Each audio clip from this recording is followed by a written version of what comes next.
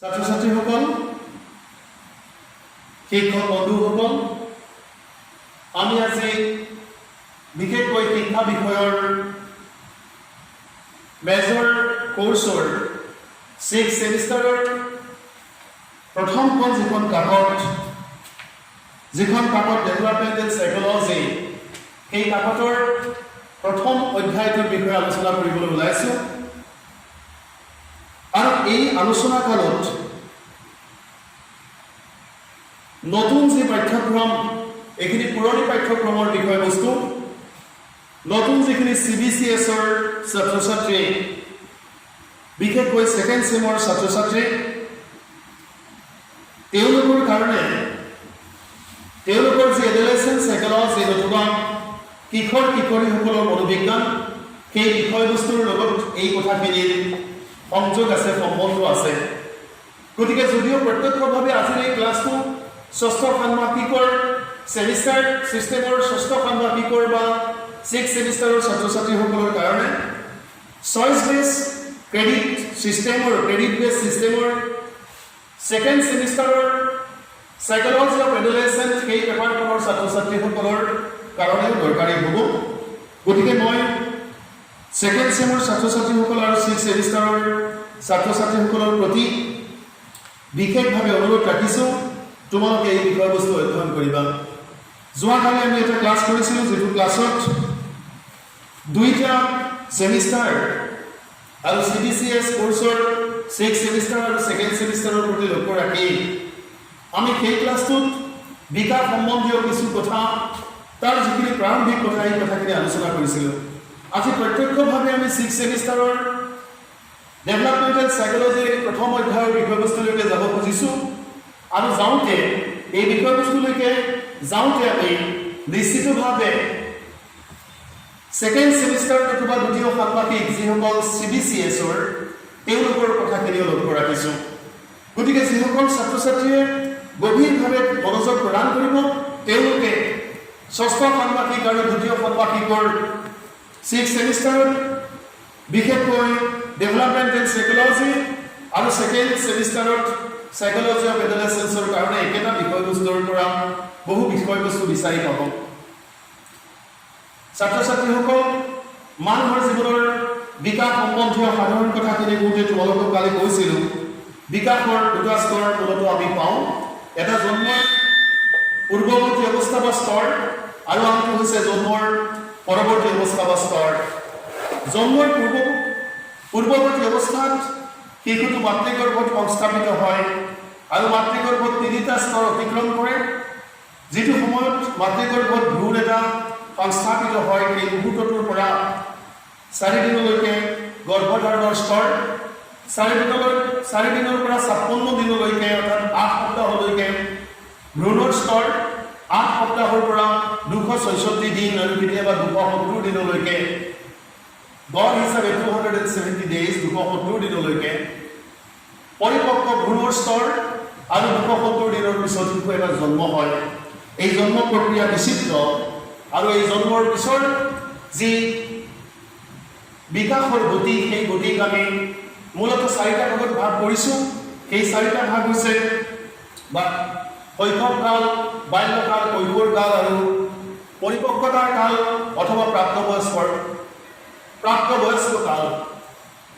এই কথাখিনি তোমালোকে অধ্যয়ন কৰি চাবা আৰু অধ্যয়ন কৰি চোৱাৰ পিছত কথাখিনি তোমালোকে অনুভৱ কৰিব পাৰিবা তোমালোকে কথাখিনি লিখি উলিয়াৰ ক্ষেত্ৰত তোমালোকক বিশেষভাৱে এই কথাখিনিয়ে সহায় কৰিব তোমালোকে দেখুৱাইছো মাতৃগৰ্ভত কেনেকৈ বিকাশ হয় ডেভেলপমেণ্ট ইনসাইড মাদাৰ্ছ এবডোমেন গৰ্ভধাৰণ হ'ল ষ্টেজ অফ কনসেপশ্যন দ্বিতীয় স্তৰ এডাল নাড়ী আম্বিলিকেল কৰ্ড মাইকৰ লগত সংযোগ হৈ আছে লাহে লাহে আগবাঢ়ি গৈছে ভ্ৰূণ হিচাপে সংস্থাপিত হোৱাৰ পিছত 4 দিনলৈকে ভ্ৰূণৰ বিকাশ প্ৰক্ৰিয়া আগবাঢ়ি যায় 4 দিনৰ পৰা আমি 56 দিন অথবা 56 ডেজ অৰ্থাৎ 8 সপ্তাহলৈকে ভ্ৰূণৰ পৰ্যায় 8 সপ্তাহৰ পৰা 266 দিনলৈকে পৰিপক্ক ভ্ৰূণৰ পৰ্যায় আৰু এই পৰ্যায়ৰ বিষয়ে উপলব্ধি কৰিবলৈ তোমালোকে ফটোখন চালে হ'ল ভ্ৰূণ হিচাপে থাকিলে টান হৈ থাকিলে কেনেকৈ ডাঙৰ হৈছে তোমালোকে চোৱা ডাঙৰ হৈছে ইয়াৰ পিছত ষষ্ঠ ষ্টেজত সি ঘূৰিছে সপ্তম ষ্টেজত একেলগে আছে শিশুটোৰ দেখাত লম্বা হৈছে অষ্টম স্তৰত শিশুটোৰ শৰীৰৰ যিটো লেন্থ নতুবা দীৰ্ঘতা হ্ৰাস হৈছে আৰু নৱম স্তৰত সম্পূৰ্ণভাৱে হাত আৰু ভৰি বান্ধিছে শিশুটোৱে আৰু তাৰপিছত তাৰ জন্ম হৈছে জন্মৰ পৰৱৰ্তী পৰ্যায়ৰ বিষয়ে বিকাশমূলক মনোবিজ্ঞানে বিতংভাৱে অধ্যয়ন কৰে বিকাশমূলক মনোবিজ্ঞানে অধ্যয়ন কৰে মানুহৰ জীৱনৰ এই বিচিত্ৰতাৰ বিষয়ে ভ্ৰূণৰ স্তৰ তোমালোকে দেখিছা কি ধৰণে আকৃতি গ্ৰহণ কৰিছে fetal growth from 4 to 40 weeks 206 দিনলৈকে অৰ্থাৎ ষ্টেজ অফ কনচেপশ্যনৰ পৰা 4 দিনলৈকে যি গৰ্ভধাৰণৰ স্তৰ সেই স্তৰৰ পৰা 264 দিনলৈকে শিশুটোৰ জীৱনৰ পৰিৱৰ্তনৰ এই গোটেইখিনি প্ৰক্ৰিয়া আৰু এই প্ৰক্ৰিয়াৰ যিটো বিৱৰ্তন সেই বিৱৰ্তনৰ বিষয়েও প্ৰণালীবদ্ধভাৱে অধ্যয়ন কৰে বিকাশমূলক মনোবিজ্ঞানে বিকাশমূলক মনোবিজ্ঞান এটা এনেকুৱা বিষয়বস্তু যি বিষয়বস্তুৱে মানুহৰ জীৱনৰ বিচিত্ৰতাৰ বিষয়ে বিৱৰ্তনৰ বিচিত্ৰতাৰ বিষয়ে প্ৰণালীবদ্ধভাৱে অধ্যয়ন কৰে আমি পিছৰ শ্লাইডখনলৈকে গৈছোঁ যাক কোৱা হৈছে আম্বিলিকেল কৰ্ড অৰ্থাৎ এই নাড়ীডালৰ লগত মাইকৰ লগত সংযোগ হৈ আছে যেতিয়ালৈকে নাড়ীডাল কাটি দিয়া নহয় ভূমিষ্ঠ হোৱাৰ পিছত তেতিয়ালৈকে শিশুটো স্বতন্ত্ৰ নহয় জীৱন স্বতন্ত্ৰ হয় তেতিয়া যেতিয়া নাড়ীডাল কাটি দিয়া হয় যি নাড়ী কোৱা হৈছে আম্বিলিকেল কৰ্ড বুলি আম্বিলিকেল কৰ্ড তোমালোকে আম্বিলিকেল কৰ্ডৰ কথাটো মনত ৰাখিবা আম্বিলিকেল কৰ্ড নতুবা গৰ্ভনাৰী এই নাড়ী কাটি দিয়াৰ নিদিয়ালৈকে স্বতন্ত্ৰ নহয় জীৱনৰ পিছৰ পৰ্যায় আৰম্ভ নহয় আৰু সেইকাৰণে তোমালোকে মনত ৰাখিবা তোমাৰ মা তোমাৰ লগত অৱদে ঘূৰি ফুৰিছে তুমি নাভিটো চালেই যিটো নাভি তুমি দেখিছা সেই নাভিটোৱে হৈছে সংযোগ আৰু এই সংযোগ যেতিয়া বিচ্ছিন্ন হৈছে তেতিয়াই তুমি ভূমিষ্ঠ হৈছা ভূমিষ্ঠ হোৱাৰ পিছত তোমাক বিচ্ছিন্ন কৰি স্বাধীন কৰি দিয়া হৈছে গতিকে তুমি তোমাৰ নিজৰ নাভিটোলৈকে লক্ষ্য কৰিলে মাতৃৰ হৃদয়ৰ স্পন্দন মাতৃয়ে তোমাক কেনেকৈ নিজৰ খাদ্যৰ সহায়ত খাদ্য প্ৰদান কৰিছিলে চিন্তাৰ সহায়ত চিন্তা দিছিলে প্ৰকৃতিয়ে কেনেকৈ তোমাক শক্তি দিছিলে যি শক্তিৰ সহায়ত তুমি আজিৰ স্তৰ পাইছা সেই কথা উপলব্ধি কৰিব পাৰিবা যদি আমি পিছৰ শ্লাইডখনলৈকে যাওঁ জন্মৰ পৰৱৰ্তী পৰ্যায় এতিয়া জন্মৰ পৰৱৰ্তী পৰ্যায়ৰ বিকাশৰ কথাখিনি চোৱা তোমালোকে আমি পাইছোঁ শৈশৱকাল বাল্যকাল কৈশোৰকাল আৰু পৰিপক্কতাৰ কাল বা প্ৰাপ্তবয়স্ক কাল প্ৰথম মাহত এইখিনি হৈছে দ্বিতীয় মাহত লম্বা হৈছে তৃতীয় মাহত সি চুচুৰি যাব পৰা হৈছে চতুৰ্থ মাহত সি মূৰটো বেছিকৈ হাতত জোৰ দি থিয় উগুৰি খাব পৰা হৈছে নতুবা সি দাঙিব পৰা হৈছে পঞ্চম মাহত সি উলুটিব পৰা হৈছে ঘূৰিব পৰা হৈছে ষষ্ঠ মাহত হাত ভৰি লৰাব পৰা হৈছে সপ্তম মাহত সি বহিব পৰা হৈছে স্বতন্ত্ৰভাৱে অষ্টম মাহত আঁঠু কাঢ়িবলৈ লৈছে নৱম মাহত আঁঠু কাঢ়াৰ উপৰিও হাত ভৰি সঞ্চালন কৰিবলৈ শিকিছে দশম মাহত সি থিয় দিবলৈ চেষ্টা কৰিছে গতিকে আমাৰ জীৱন আমি প্ৰাণীসমূহৰ দৰে চলোঁ যেতিয়ালৈকে আমি থিয় হ'ব নোৱাৰোঁ যেতিয়ালৈকে আমি মগজুৰ চিন্তা কৰি হাত দুখনক আন প্ৰাণীতকৈ বেলেগ ধৰণে ব্যৱহাৰ কৰিবলৈ সমৰ্থ নহওঁ তেতিয়ালৈকে মানুহ আৰু আন প্ৰাণীৰ পাৰ্থক্যবোৰ দেখিবলৈ নাপাওঁ এয়া সময় তাৰ পৰৱৰ্তী পৰ্যায় নিশ্চিতভাৱে এবছৰ সময় আৰু পিছত থিয় হৈছে আৰু দৌৰিছে আৰু তুমি আজিৰ অৱস্থা পাইছা গতিকে বিকাশমূলক মনোবিজ্ঞানে বিকাশৰ প্ৰতিটো পৰ্যায়ৰ বিশেষত্বসমূহ এই প্ৰতিটো পৰ্যায়ৰ কি কি শাৰীৰিক আৰু মানসিক স্বভাৱ শিশুটোৱে প্ৰদৰ্শন কৰে সেই কথাসমূহ সামৰি লয় ই এনেকুৱা এটা বিজ্ঞানৰ মনোবিজ্ঞানৰ শাখা যি মনোবিজ্ঞানে মানৱ প্ৰাণী এটা ভ্ৰূণ হিচাপে মাতৃগৰ্ভত সংস্থাপিত হোৱা সময়ৰ পৰা জীৱনৰ গতিৰে আগবাঢ়ি গৈ মৃত্যুৰ সন্মুখত থিয় হোৱালৈকে জীৱনৰ পৰিৱৰ্তনৰ সকলো কথা সামৰি লয় আমি পিছৰ শ্লাইডখনলৈকে গৈছোঁ উপলব্ধি কৰা বিকাশমূলক মনোবিজ্ঞান তোমাৰ কি হ'ব পাৰে তুমি কি আছিলা কেনেকৈ তুমি শৈশৱ পালা শৈশৱৰ দ্বিতীয় স্তৰ পালা বাল্যকাল পাইছা তুমি কৈশোৰত উপনীত হৈছা শৈশৱ শৈশৱৰ দ্বিতীয় স্তৰ, বাল্যকাল, কৈশোৰকাল, পৰিপক্কতাৰ কাল, পৰিপক্কতাৰ পিছৰ কাল, জীৱনৰ শেষ সময়। এই গোটেই সময়ৰ প্ৰতিটো স্তৰৰ শাৰীৰিক বিৱৰ্তন, মনোজগতৰ বিৱৰ্তন, বৌদ্ধিক বিৱৰ্তন, সামাজিক চেতনাৰ বিৱৰ্তন, সাংস্কৃতিক চেতনাৰ বিৱৰ্তনৰ সকলো কথা বিকাশমূলক মনোবিজ্ঞানে অধ্যয়ন কৰে। আৰু দ্বিতীয় ষাণ্মাসিকত যি কৈশোৰসকলৰ বা কিশোৰ কিশোৰীৰ মনোবিজ্ঞান, কিশোৰ কিশোৰীৰ মনোবিজ্ঞানে বিশেষকৈ এই অৱস্থাত শাৰীৰিক, মানসিক, বৌদ্ধিক, আধ্যাত্মিক, সাংস্কৃতিক যি চেতনাৰ বিৱৰ্তন, যি শক্তিৰ বিৱৰ্তন, সেই বিৱৰ্তনৰ প্ৰণালীবদ্ধ বিচাৰ বিশ্লেষণ চলায়। ছাত্ৰ ছাত্ৰীসকল, বিকাশমূলক মনোবিজ্ঞান আমি যদি চাওঁ, তেতিয়াহ'লে শৈশৱ, বাল্য, কৈশোৰ আৰু প্ৰাপ্তবয়স্ক কালৰ পৰা এই সুদীৰ্ঘ সময়ৰ বিৱৰ্তনৰ কথা বিকাশমূলক মনোবিজ্ঞানে আলোচনা কৰে। আৰু এই সময়ছোৱাত কেতিয়াবা কেতিয়াবা বিশেষজ্ঞসকলে, মনোবিজ্ঞানীসকলে নিজৰ গৱেষণাৰ ওপৰত নিৰ্ভৰশীল হৈ বেলেগ বেলেগ ধৰণে ভাগ কৰিছে আৰু প্ৰতিটো ভাগৰ বিষয়ে বিকাশমূলক মনোবিজ্ঞানে অধ্যয়ন কৰে। আমি কেইগৰাকীমান বিশেষজ্ঞৰ দৃষ্টিভংগী ইয়াত দাঙি ধৰিবলৈ ওলাইছোঁ। ডক্টৰ আৰ্নেষ্ট জনছে মানুহৰ জীৱন প্ৰক্ৰিয়াত শৈশৱ, বাল্য, কৈশোৰ, প্ৰাপ্তবয়স্ক কাল হিচাপে ভাগ কৰিছে। আৰু এই ভাগসমূহৰ ভিতৰত জন্মৰ পৰা 5 বছৰ বয়সলৈকে বিশেষ ধৰণে কোৱা হৈছে এই সময়ছোৱা 5 বছৰ বয়সলৈকে শৈশৱকাল, 5 বছৰৰ পৰা 12 বছৰ বয়সলৈকে বাল্যকাল, 12 বছৰৰ পৰা 18 বছৰ বয়সলৈকে কৈশোৰকাল আৰু 18 বছৰৰ পৰৱৰ্তী পৰ্যায়ত হৈছে প্ৰাপ্তবয়স্ক কাল। বিকাশমূলক মনোবিজ্ঞানে জীৱনৰ এই প্ৰতিটো স্তৰৰ শাৰীৰিক বিৱৰ্তন, মানসিক বিৱৰ্তন, বৌদ্ধিক বিৱৰ্তন, সামাজিক চেতনাৰ বিৱৰ্তন, সাংস্কৃতিক চিন্তাৰ বিৱৰ্তনৰ সকলো দিশৰ বিষয়ে বিজ্ঞানসন্মতভাৱে অধ্যয়ন কৰে। দাৰ্শনিক ৰুছই বিকাশমূলক মনোবিজ্ঞানৰ বিষয়বস্তুলৈকে বা ক্ষেত্ৰলৈকে তেওঁৰ দৃষ্টিভংগী ঠেলি দিছে, আগবঢ়াই দিছে, মানুহৰ জীৱনক তেওঁ ভাগ কৰিছে। এনেকৈ তেওঁৰ বিশেষ গ্ৰন্থ এমিল তোমালোকে পাইছা। তাত অৱশ্যে লটোৰ পিছত কমাটো এইফালেও থাকিব লাগিছিলে, গতিকে তোমালোকে কমাটো গুচাই দিবা লিখোতে। এমিল গ্ৰন্থত তেওঁ বিকাশৰ স্তৰসমূহৰ শ্ৰেণী বিভাজন কৰিছে এনেকৈ: জন্মৰ পৰা 5 বছৰ বয়সলৈকে শৈশৱকাল, 5 বছৰৰ পৰা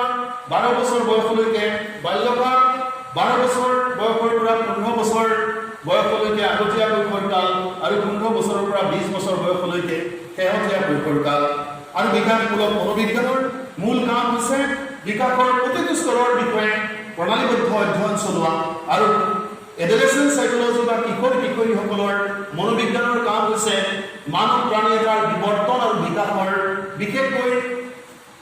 কৈশোৰ কাল বা এডলেচেণ্ট ষ্টেজৰ 11-12 বছৰ বয়সৰ পৰা 18-19 বছৰ বয়সলৈকে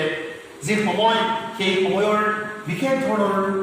পৰিৱৰ্তন, বৈশিষ্ট্যৰ বিষয়ে আলোচনা চলায়। আৰু বিকাশমূলক মনোবিজ্ঞানে গোটেই দিশ সামৰি লয়। মনোবিজ্ঞানী ৰেমণ্ডে ভাগ কৰিছে ঠিক এনেকৈ: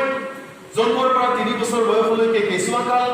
তেওঁ ৰুছ আৰু আৰ্নেষ্ট জনছতকৈ কিছু পৃথকভাৱে দৃষ্টিভংগী প্ৰকাশ কৰিছে। 3 বছৰৰ পৰা 7 বছৰ বয়সলৈকে আগতীয়া বাল্যকাল, 7 বছৰৰ পৰা 21 বছৰ বয়সলৈকে শেহতীয়া বাল্যকাল, 11 বছৰৰ পৰা 7-ৰ পৰা এইটো আচলতে 11 হ'ব লাগে, তোমালোকে এইটো 11 বছৰ কৰি ল'বা। 7 বছৰৰ পৰা 11 বছৰ বয়সলৈকে শেহতীয়া বাল্যকাল, 11 বছৰৰ পৰা 14 বছৰ বয়সলৈকে ল'ৰাকাল আৰু 14 বছৰৰ পাছৰ পৰা কৈশোৰকাল।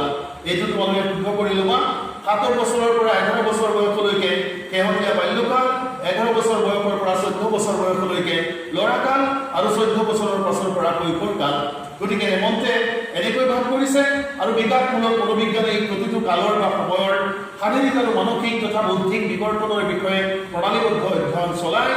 আৰু কিশোৰ কিশোৰীসকলৰ মনোবিজ্ঞানে বিশেষকৈ 11-ৰ পৰা 14 বছৰ বয়স আৰু 14-ৰ পৰা পিছৰ বয়সৰ বিৱৰ্তনৰ যি শাৰীৰিক, মানসিক, বৌদ্ধিক বিৱৰ্তনৰ যি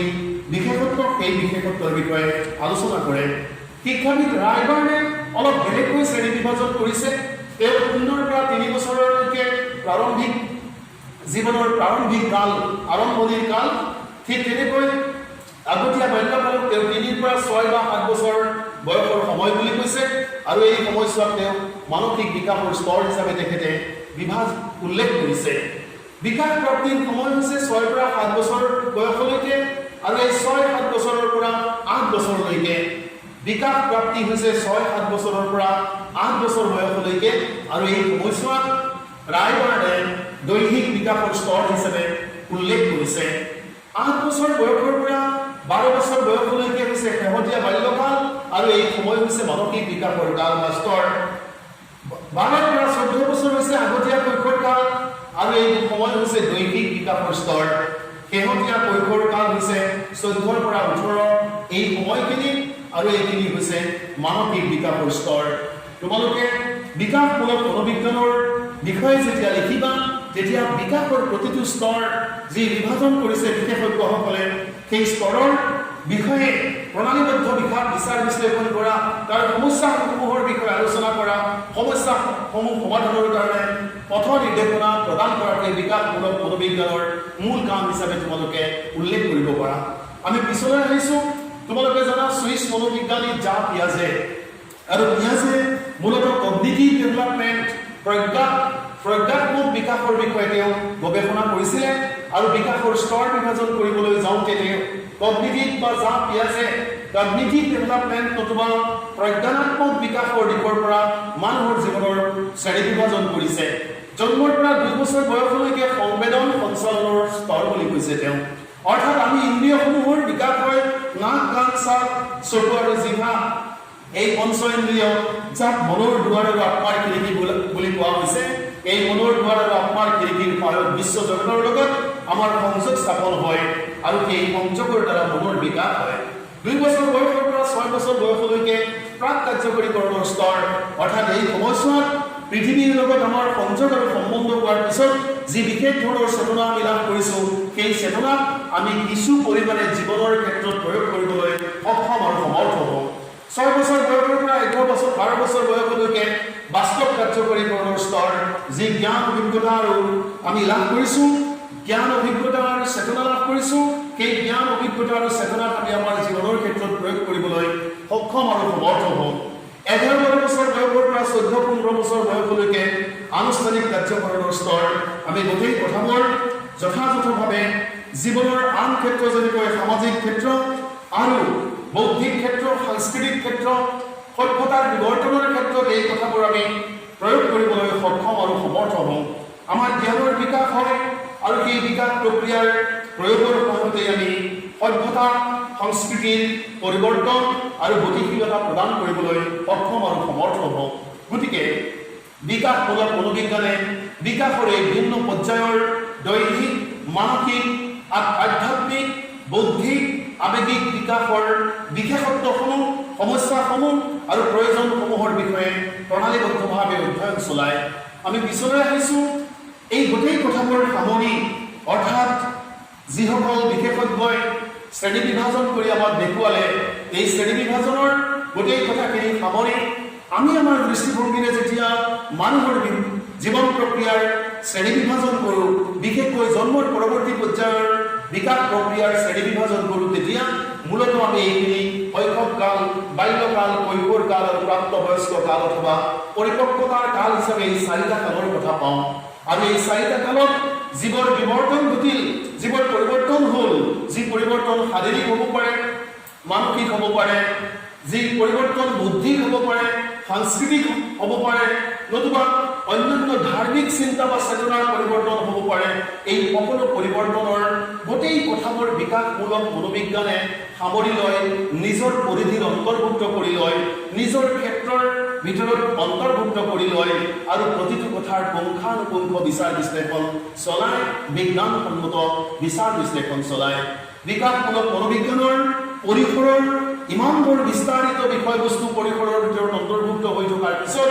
এই মনোবিজ্ঞানৰ ক্ষেত্ৰখন যদি আমি চাওঁ তেতিয়া মানুহৰ জীৱনৰ বিৱৰ্তন অৰ্থাৎ মানৱ শিশু এটা গৰ্ভস্থ হোৱা সময়ছোৱাৰ পৰা মৃত্যুৰ সময়ছোৱালৈকে